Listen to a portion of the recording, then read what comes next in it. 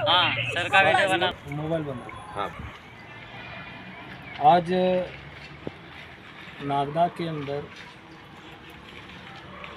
बामसेप के offset wing, राष्ट्रीय किसान मोर्चा, बहुजन मुक्ति पार्टी की तरफ से आज शौर्य दिवस का कार्यक्रम रखा गया है। पहले तो उन तमाम संत महापुरुषों को जो भारत के बहुजन मूल निवासी समाज के अंदर जन्मे, उनको मेरा सादर अभिवादन। और सामने जो साथी बैठे हुए हो, बच्चे हैं, बच्चियां हैं, सभी को सादर अभिवादन और जय भीम, जय मूल निवासी। आज का दिन बहुत ही गौरवमयी दिन है हमारे लिए, और बहुत गर्व की बात है कि आज हम 1 जनवरी को शौर्य दिवस मना रहे हैं। शौर्य दिवस मनाने का कारण क्या है? इतिहास में अब जब हम जाते हैं तो पूना के अंदर भीमा नदी के तट पर जो कोरेगांव एक गांव बसा हुआ है, वहाँ उस ज़माने में पेशवाओं का राज चलता था, और पेशवाओं ने हमारे बहुजन मूल निवासी लोगों के ऊपर जो अत्याचार और शोषण जो किए वो किसी से छुपाए नहीं गए हैं। तो जो द्वितीय पेशवा बाजीराव पेशवा जो था, वहाँ उन्होंने जो कानून बनाए थे हमारे लोगों के ऊपर, वो बहुत खतरनाक थे। तो कानून जो थे, गले में हंडी बांधना, कमर जो थी, कमर के पीठ पीछे जो झाड़ू लगा दी थी उन लोगों ने, और पैरों में घुंघरू बांध दिए गए थे। इतनी अमानवीय घटना हमारे पूर्वजों के साथ घटित हुई। कमर में झाड़ू इसलिए बांधा गया था कि ताकि हमारे लोग अगर चलें तो उस झाड़ू से उनके पैरों के निशान जो धरती पे बन जाते थे वो साफ हो जाए। पैरों के अंदर घुंघरू बांध दिया गया था ताकि वो अछूत अगर कहीं से चलता हुआ आए तो घुंघरू की आवाज़ इन पेशवाओं के कान में पड़े और वो उसको भांप ले कि अछूत आ रहा है। और गले में मटका बांध दिया गया था ताकि वो थूके भी तो उसका थूक ज़मीन पे ना गिरे, वो थूके तो उस मटके के अंदर गिरे। ऐसी एक व्यवस्था इन लोगों ने स्थापित की थी। और अछूतों को घर से बाहर निकलने का जो समय दिया गया था, वो गांव के अंदर अगर जाना भी है उनको कुछ ज़रूरत की चीज़ें लेने के लिए, तो उनको समय दिया गया था दोपहरी का, ताकि वो लोग जब निकले वहाँ से तो दोपहरी के समय जब इंसान खड़ा होता है, आदमी खड़ा होता है, किसी की प्रतिबिंब जो छाया होती है वो दूर पड़ती है, तो दोपहर के अंदर दूर न जाए, वो उसकी छाया उसके पैरों के अंदर ही पड़े। ऐसी घटना और ऐसे नियम कानून बना दिए गए थे ताकि वहाँ उन लोगों को बहुत तकलीफ होती थी और उस व्यवस्था में वो जी रहे थे। फिर आते आए जब बाजीराव पेशवा, आज शौर्य दिवस क्यों मनाया जाता है, तो द्वितीय बाजीराव पेशवा ने जो ये करा था, जो इन पेशवा ब्राह्मणों ने ऐसी व्यवस्था लागू करी थी। और जैसे ही देश के अंदर अंग्रेज आते हैं तो अंग्रेज़ों का शासन आता है, तो जब अंग्रेज उनका राज हथियाना चाहते हैं तो अंग्रेज़ों के पास सेना बहुत कम थी। वो पेशवाओं से युद्ध नहीं कर सकते थे, इतना अंग्रेज़ों के साथ वो नहीं था। फिर अंग्रेज़ों ने हमारे लोगों से जो कहा तो उसमें एक सिद्धनाग और नाग करके जो हमारे योद्धा थे उनसे बात करी। अब ये नाग क्यों लगाया जाता है, हम नागवंशी लोग हैं। उस समय नागवंशी लोग भी थे और आज भी हम नागवंशी लोग हैं। ये तो व्यवस्था के अनुरूप दिन ब दिन हम लोग बढ़ते गए और हमने अपने अपने हिसाब से अपना और कर लिया, और कुछ हम षड्यंत्र में आके हमारे लोग अपने आप को अपनी पहचान दूसरी कुछ और बताते हैं, पर हम नागवंशी लोग हैं। तो सिद्धनाग जब वहाँ थे तो उनसे जब बात करी तो सिद्धनाथ ने बाजीराव पेशवा से जाके कहा कि बाजीराव, अंग्रेज हमें सेना में भर्ती करना चाहते हैं और वो युद्ध करना चाहते हैं, तो हम नहीं चाहते कि हम अंग्रेज़ों की तरफ से युद्ध करें और उनकी सेना में भर्ती हो। हम आपकी तरफ से युद्ध कर लेंगे, पर हमारी एक शर्त है। बाजीराव ने कहा कि आपकी क्या शर्त है, क्या शर्त है तुम अछूतों की? सिद्धनाथ ने कहा उन्हें कि ये जो गले में मटका है, कमर पीछे झाड़ू है, वो पैर में घुंघरू है, और ये जो थोड़े कुछ ऐसे कानून आपने हमारे ऊपर लाद दिए गए, हमें बहुत तकलीफ़ होती है। हम अपने आप को सम्मानित महसूस नहीं करते इससे। तो ये अगर हटा देंगे आप, तो हम आपकी तरफ से लड़ाई लड़ेंगे, और ये वादा है हमारा कि हम आपको जीत हासिल कराएंगे, तभी आप ये चीज़ें हटाना। तो बाजीराव पेशवा ने कहा कि हम ये नहीं कर सकते,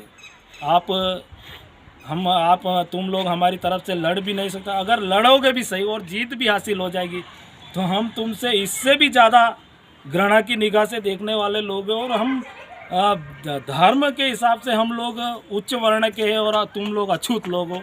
अछूतों के साथ कैसा व्यवहार करना चाहिए हम अच्छी तरह से जानते हैं, तुम मुझे इस बात के लिए ना समझाओ। तो फिर सिद्धनाथ जी ने वहाँ से चले गए और अंग्रेज़ों का साथ दिया। अंग्रेज़ों ने कहा कि आप हमारी रेजिमेंट में, सेना में भर्ती हो और तो हो जाओ। तो वहाँ कुछ लोग महार सैनिक, जो महारों के नाम से महाराष्ट्र जाना जाता है, महाराष्ट्र जाना भी जाता है, तो महार जाति के लोग जो हमारे थे वो सेना में भर्ती हुए, और उन्होंने निर्णय लिया कि हम लोग वो विजय प्राप्त करें और पेशवाओं को यहाँ से हराएंगे। तो 500 महार सैनिक भर्ती हुए, और 500 महार सैनिकों के सामने 30,000 पेशवाओं की सेना थी। जब अंग्रेज़ों के जो थे लीडर, अंग्रेज़ों में जो कर्मचारी लोग थे, उन्होंने कहा कि 30,000 पेशवाओं की सेना है भाई, और आप लोग सिर्फ 500 महार सैनिक हो, क्या आप लोग इनको हरा पाएंगे? लड़ोगे? आप नहीं लड़ सकते तो हम अपनी सेना वापस ले चलते हैं, और ये 30,000 है और आप 500 कैसे लड़ोगे? तो सिद्धनाथ जी ने कहा कि नहीं, हम लोग ये वाले 30,000 हैं तो भी हम लड़ेंगे। तो इतना कहने पर ही पेशवाओं के से 30,000 में से 2,000 सेना भाग गई, 2,000 लोग भाग गए वहाँ से, और 28,000 ही टिके। जब युद्ध शुरू हुआ, पूरी रात युद्ध चला, तो उन 28,000 पेशवाओं को हमारे 500 महावीरों ने उनके अलग से अलग कर दिए, वो जीत हासिल की, और वहाँ पर अपना शौर्य और पराक्रम दिखाया। ये हिस्टोरिकल और बात है और सही है। तो ऐसा क्यों हुआ साथियों? ऐसा क्यों हुआ कि, और ऐसा क्या चमत्कार हो गया कि 28,000 पेशवाओं को 500 महारों ने उनको पछाड़ दिया, और वहाँ पर उनने उनकी विजय पताका लहराई? इसका कारण एक था, जब अंग्रेज अपने मुल्क में आए साथियों, तो अंग्रेज़ों ने हमारे साथ वो मानवीय व्यवहार किए। अंग्रेज हमारे साथ उठते बैठते थे, अंग्रेज हमारे साथ छुआछूत नहीं करते थे। जब अंग्रेज़ों के घरों में अगर कार्यक्रम होते तो हमारे साथ में खाना खाना और वही इंसानों जैसा बर्ताव करना, तो हमारे लोगों को लगा कि यार, एक तो हम यहाँ इन लोगों के साथ रहते हैं तो ये हमें अछूत मानते हैं, पढ़ने लिखने का अधिकार नहीं देते हैं, शस्त्र उठाने का अधिकार नहीं हमें, सिर्फ इनकी गंदगी साफ़ करने का अधिकार है, इनके यहाँ नौकर जैसे रहने का और जंगलों में रहने का, ना ठीक से घर बनाने का हमारे पास है। और ये जो अंग्रेज़ लोग हैं, ये ऐसा हमारे साथ इतना अच्छा व्यवहार करते हैं, तो कहीं ना कहीं उनको ऐसा लगा कि हाँ, हम भी इंसान हैं। साथियों, अगर इस देश के अंदर अंग्रेज़ नहीं आते तो आज भी हम गुलामी की दलदल में फंसे रहते, पड़े रहते, पर हमें स्वाभिमान क्या होता है इस बात का पता नहीं चलता, आत्मसम्मान क्या होता है इस बात का भी हमें आभास नहीं होता। ये तो अंग्रेज़ों की देन है, अंग्रेज़ों की वजह से हमें अपने आप, हमारे लोगों में स्वाभिमान की भावना पैदा हुई, आत्मसम्मान की भावना पैदा हुई। हमें ये लगा कि नहीं, हम भी इंसान हैं, हमारे साथ जो हो रहा है वो गलत काम हो रहा है, ये ऐसा महसूस हुआ। और ऐसा महसूस होने पर अपना स्वाभिमान जब जगा, तो ऐसा स्वाभिमान जगा कि 28,000 पेशवाओं का सर 500 महावीरों ने धड़ से अलग कर दिया। और आज वर्तमान में जो सरकार में जो बैठे माननीय प्रधानमंत्री नरेंद्र जी मोदी, वो कहते कि 56 इंच का सीना, 56 इंच का सीना। तो भैया 28,000 पेशवाओं जो धड़ कर्म किए 500 महावीरों ने, तो 500 का भाग जब हम 28 से लगाते हैं तो वही 56 आते हैं। तो ये मोदी जी वो 56 इंच का सीना दिखाते हैं। तो ये 56 इंच का सीना मान्यवर मोदी जी का नहीं, ये 56 इंच का सीना हमारे महान सूरवीरों, हमारे योद्धाओं का था। उस संदर्भ में हम ये भीमा कोरेगांव की जो घटना है, इस घटना के ऊपर इस दिन हमने आज़ादी की जो लड़ाई का जो शुरुआत कहते हैं, इतिहास हमें झूठा इतिहास पढ़ाया जाता है साथियों। झूठा इतिहास क्या पढ़ाया जाता है कि 1857 के अंदर शुरू में हमने आज़ादी की जंग छेड़ी, पर ये बात सरासर गलत है। इस ऐतिहासिक और इस घटना से तो हमें ये प्रतीत होता है कि हमारी जो मूल निवासियों की आज़ादी की लड़ाई थी वो 1857 से शुरू नहीं हुई, वो 1818 में ही शुरू हो गई थी। और 1 जनवरी 1818 को हमने पहली विजय प्राप्त की थी। इसका मतलब हम स्वतंत्र होने के लिए वहाँ से तैयार हो गए थे। और वो आज़ादी की लड़ाई आज भी हमारी चल रही है। कहीं ना कहीं हम लोग बीच में भटक गए थे, और भटकने के बाद हमारी आज भी ये व्यवस्था हुई है। अब भीमा कोरेगांव का जो शौर्य स्तंभ है, वहाँ बाबा साहब अम्बेडकर हर साल जाते थे, हर 1 जनवरी को जाते थे। बाबा साहब अम्बेडकर वहाँ जाते थे, और बाबा साहब अम्बेडकर ने भी ये बात बताई है और उन्होंने लोगों के सामने चर्चा में लाया है ये बात। तो बाबा साहब अम्बेडकर वहाँ जाके सैल्यूट मारते थे, और इधर जब वो सभा कहीं लेते थे तो वो कहते थे कि मुझे पढ़े लिखे लोगों ने धोखा दिया। तो इसका क्या कारण है, इससे क्या मतलब, इसका क्या उद्देश्य है, और ये इससे क्या आशय निकलता है कि बाबा साहब अम्बेडकर जैसे लोग, बाबा साहब अम्बेडकर जैसा महान व्यक्तित्व का धनी जब ये कहता है कि मुझे पढ़े लिखे लोगों ने धोखा दिया, और उन अनपढ़ जो जाहिल लोग थे उन लोगों को सैल्यूट मारते हैं, इसका मतलब ये हुआ कि वो वीर सूरवीर जो जाहिल थे, अनपढ़ थे, गंवार थे, पर उनका आत्मसम्मान मरा नहीं था, उनका स्वाभिमान मरा नहीं था, वो जीते जी वास्तव में जिंदा थे। और आज हम मूल निवासी लोगों के अंदर जो नेता पैदा होता है, वह साला दिखता तो चलता फिरता है, पर उनका स्वाभिमान मरा हुआ है, उसका आत्मसम्मान मरा हुआ है। तो वह मेरे ख्याल से वो जिंदा नहीं, वह मुर्दा लाश है। तो इधर उधर भटकता रहता है।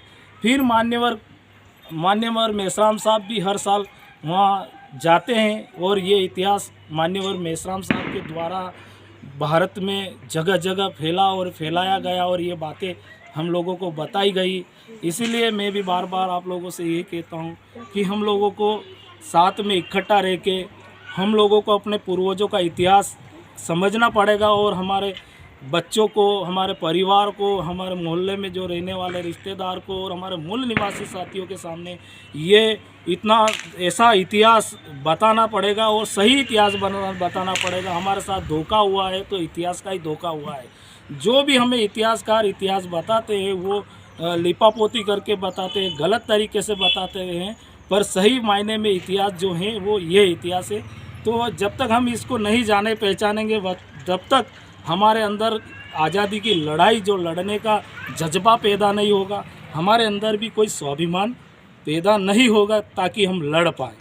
अब बात आती है कि हम लोग जब भी कहीं मीटिंग करते हैं, हमारे लोग खड़े हो जाते, बात करके चले जाते हैं, सही जानकारियाँ मिलती नहीं है, तो अब हम संगठित तो नहीं हो पा रहे हैं।